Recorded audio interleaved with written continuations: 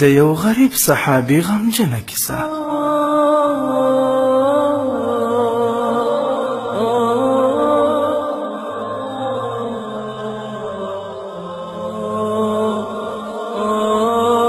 یو صحابي و د رنګه تک تور و، داسې تور چې خلکو به ترې کرکه او نفرت کاوه. دا صحابي ډیر غریب او ناداره و، هیڅ یې هم نه درلودل. دا صحابي سعد نومېده. یو ورځ په داسې حال کې چې سخت خفه و، د نبی علیه السلام مبارک سره مخامخ شو او نبی علیه السلام ته یې وویل: ای د الله جل جلاله رسوله، کله چې مشرک وم نو خلکو به راڅخه نفرت کاوه. په کومه لاره به چې تلم خلک به په هغه لاره نه تلل، په یوه لوښي به راسره چا اوبه نه څښلې. خو اوس چې مسلمان شوم، ستا د باغچې ګل شوم، په الله جل جلاله او د هغه په رسول صلی الله علیه وسلم یې ایمان راوړ. خو ای د الله رسوله، دا خلک خو اوس هم له ما سره هماغه ډول سلوک او چلند کوي.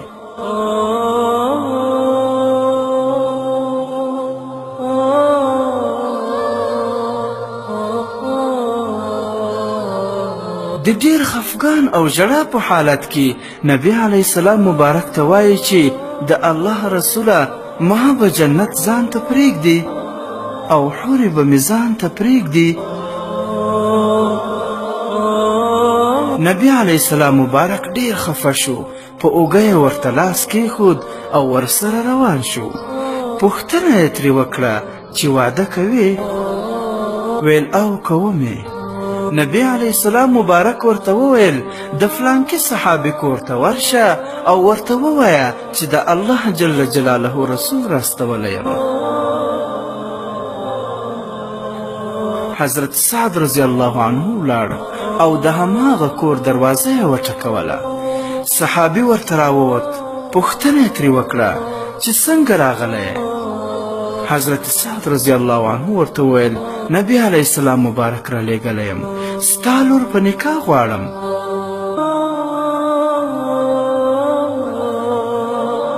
صحابي حیران شو چې زما لور او دا تور غریب او بدرنګه صحابي، او بیا نبی علیه السلام را لېږلی. صحابي کور ته ننوت او خبره د خپلې بیبي سره شریکه کړه. هغې انکار وکړ. ویلې زما لور به اوس د داسې سړي سره واده کوي چې نه کور لري او نه شتمني. بالاخره یې لور راوځي او مور ته وایي چې مورې ما ورکړه. دې صحابي ته مه ګوره، رسول الله ته وګوره، دا هغه را لېږلی. صحابي راووت او حضرت سعد رضی الله عنه ته وویل چې ما لور درکړه.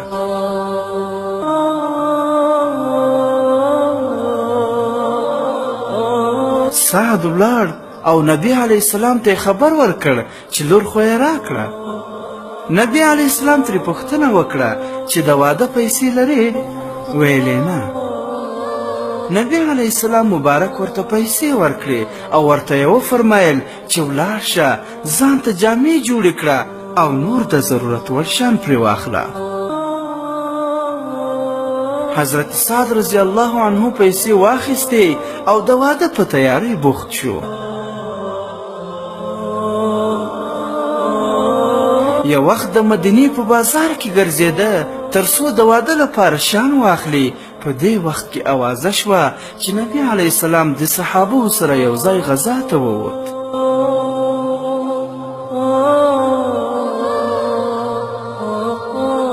حضرت سعد رضی الله عنه د ځان سره وویل چې ما ته ګوره، زه د واده په سوچ او فکر کې یم او نبی علیه السلام غزا ته ووت.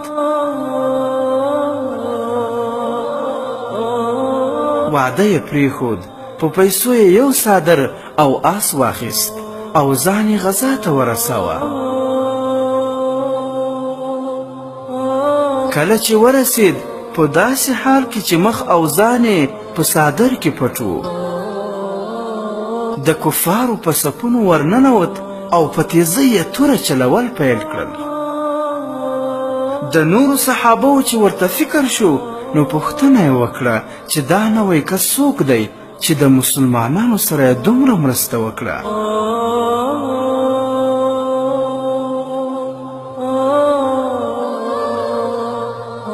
په دې وخت کې د سعد لاس ښکاره شو.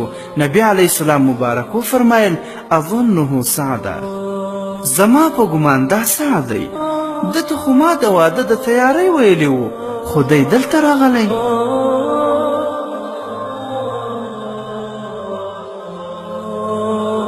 د سعد اجل پوره و، په جنگ کې زخمی شو. نبی علیه السلام مبارک ورته راغی، سر یې ورته په خپل غیږ کې کېښود.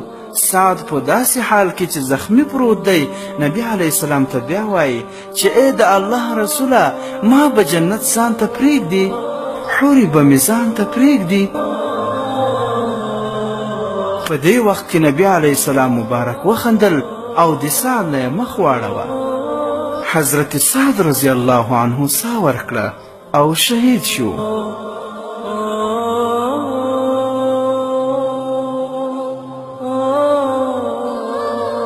کله چې صحابو د نبی علیه السلام مبارک نه د مخ اړولو او خندا علت وپوښت، نبی علیه السلام ورته وفرمایل سعد ګیلې کولې چې ما به جنت ځان ته پرېږدي، حورې به مې ځان ته پرېږدي.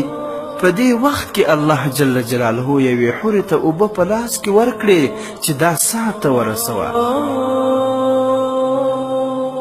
حوره راغله خو زمانه یې حیا وکړه او مخې ته نه راتله.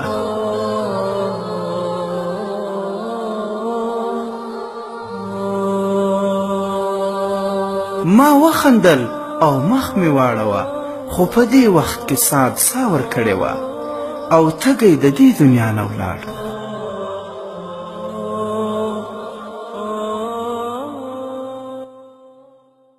محترمو اوریدونکو، د اسلامي او تاریخي عبرتناکو کیسو لپاره زموږ د فیسبوک پاڼه حکایات مثنوي شریف د ثواب په خاطر در سره لایک او شیر کړئ.